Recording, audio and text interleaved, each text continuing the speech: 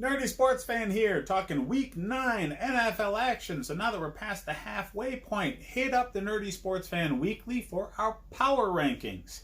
But let's get into this game. We have the Cleveland Browns staying on the mattress, visiting the Denver Broncos. Now, the Broncos haven't been great this season, but we kind of expected them to not be great. The Browns have been epically bad, and everybody who had a microphone in front of their face was telling us they were the new Patriots. So, yeah, don't listen to the media so much, I guess, right? Because, damn, the Browns are bad. And it starts at the top. Okay, they have a second-year quarterback who's kind of a hothead, and he has a rookie head coach giving him his marching orders, okay? The head coach is the problem here. They needed somebody with more experience to rein Baker in. They needed somebody with more experience to keep their finger on the pulse of this locker room and keep these guys in line and focused. They also needed a better defensive coordinator. I mean, really, you replaced Greg Williams, who is one of the best defensive minds of a generation, with Steve Wilkes, who just came off being a one-year wonder head coach in Arizona, and man, was it bad down there. It was so bad. And he had Chandler Jones and couldn't do a damn thing on defense. So, maybe, just maybe, Mr. Wilkes built his resume off of better head coaches who were defensive-minded than his own acumen on defense. Yeah, but not anybody really saw that one coming, right? Oh, this guy. Yeah, that's right. I knew the Browns were going to be bad. Yeah. They're going to remain bad. Okay? Baker is wigging out on reporters. The locker room is falling apart at the seams. The coach probably should be fired because he was given a lot of talent and didn't do a damn thing with it. So that team, that traveling train wreck, going into Denver, right as they're actually starting to figure things out positively. Yes, they traded away Emmanuel Sanders, and, they didn't do great. But they've laced together a few wins more recently, and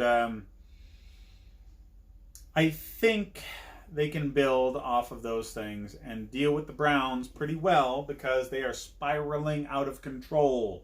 It has nothing to do with talent and coaching of the Broncos being superior. To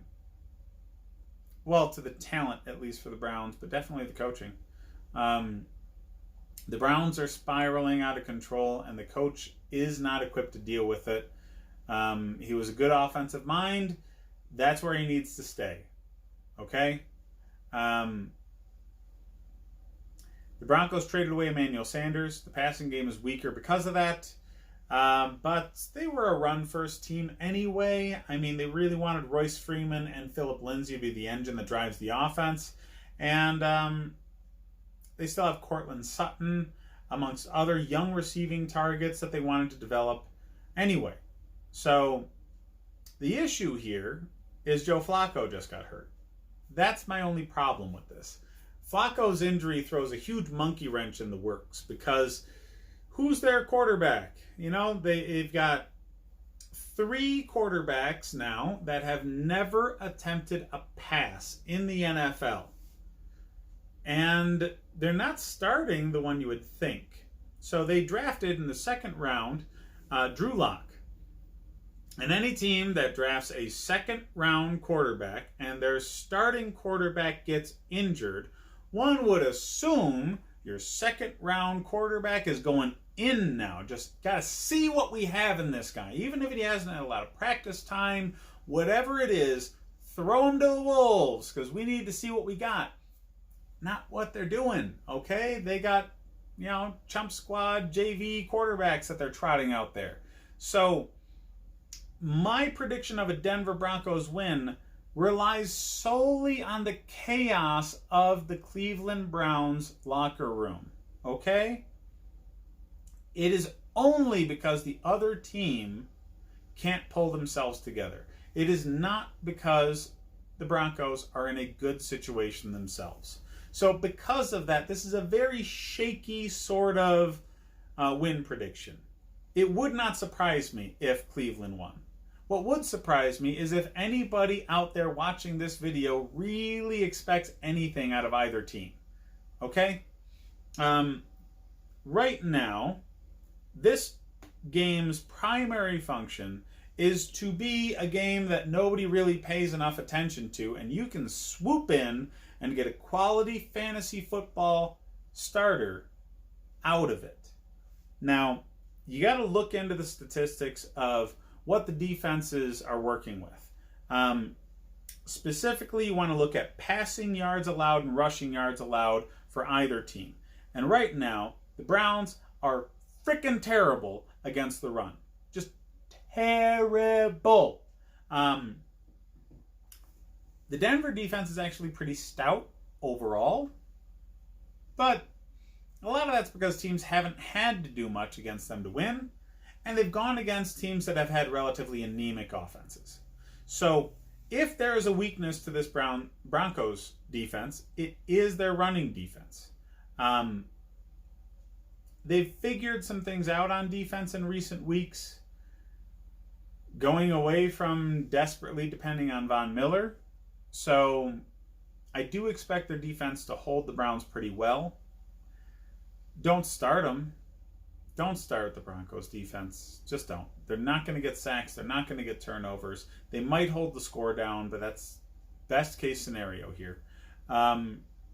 Because of this, are you still starting Nick Chubb? Yes. Are you expecting running back 1 numbers? Absolutely not.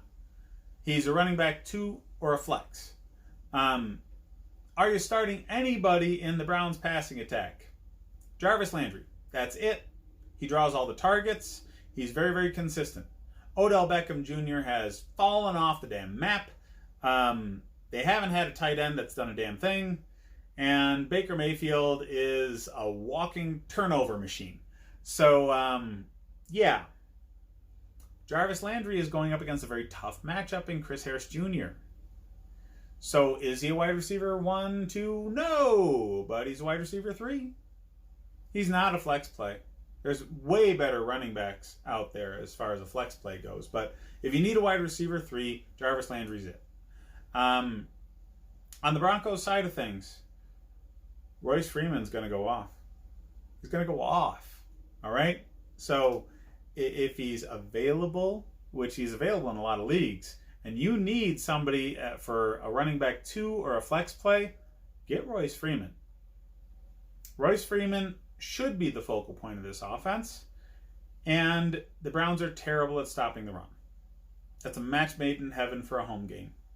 So I have the Broncos barely, not because they're great, because the other team's terrible. I'm really worried about their passing attack. Do not start a single Broncos receiver, but I shouldn't have to tell you that. They just traded away their best one, and they have a crap quarterback. But start Royce Freeman, and don't bet this game. I am picking the Broncos because I have to pick somebody. It's a 3.5-point spread in favor of the Broncos. I don't know why, because their starting quarterback just got hurt. This is a pick'em game if I ever saw one. And so because of that, I would probably bet the Browns to cover. But I wouldn't bet this game either way generally. It's too erratic of a team on either side to really feel confident with your money. Hit up the rest of the videos I have for more fantasy advice, and check out the Nerdy Sports Fan Weekly for our opening round of power rankings.